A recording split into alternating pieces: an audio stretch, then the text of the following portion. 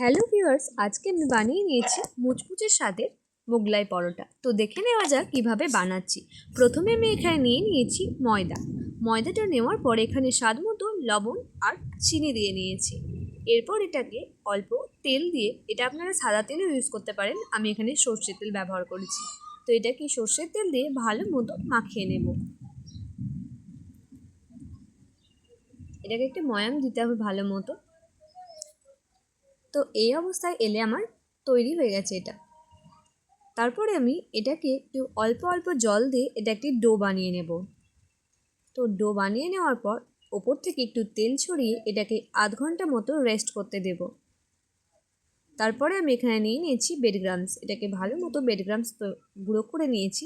এরপর এখানে কুচানো পেঁয়াজ, রসুন, লঙ্কা, আদা নিয়ে নিয়েছি।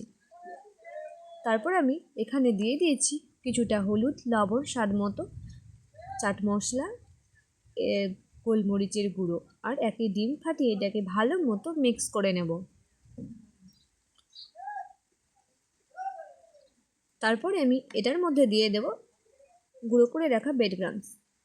তো এটা দেওয়ার পরে সবগুলোকে একটু মিশিয়ে নেব, ভালো মতো মিক্স করে নেব। তারপরে আমি এখানে তৈরি করে নেব রুটিগুলো। আমি বেলের সাহায্যে বেলে নিয়েছি রুটি। এরপর আমি চাটু বসিয়ে দিয়েছি গরম হতে।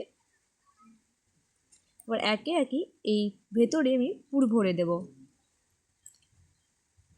মোগলাই শেপে আমি এটাকে রেডি করছি। তো এইভাবে পুর ভরে এটাকে ভালো মতো লক করে দিতে হবে, যেন বাইরে না বেরিয়ে যায়।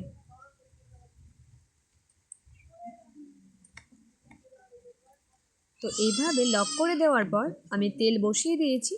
তেলটা গরম হয়ে গেলে একে একে ছেড়ে এইভাবে ওপর থেকে তেল ছড়িয়ে ভাজতে হবে। এটি লো ফ্লেমে করতে হবে, যেন খুব একটা ভেতরে ভাজা পুড়ে না যায়। এইভাবে ভেজে নিতে হবে অল্প অল্প আঁচে। ওপর থেকে তেল ছড়িয়ে ভালো মতো এটাকে আমি ভেজে নেব।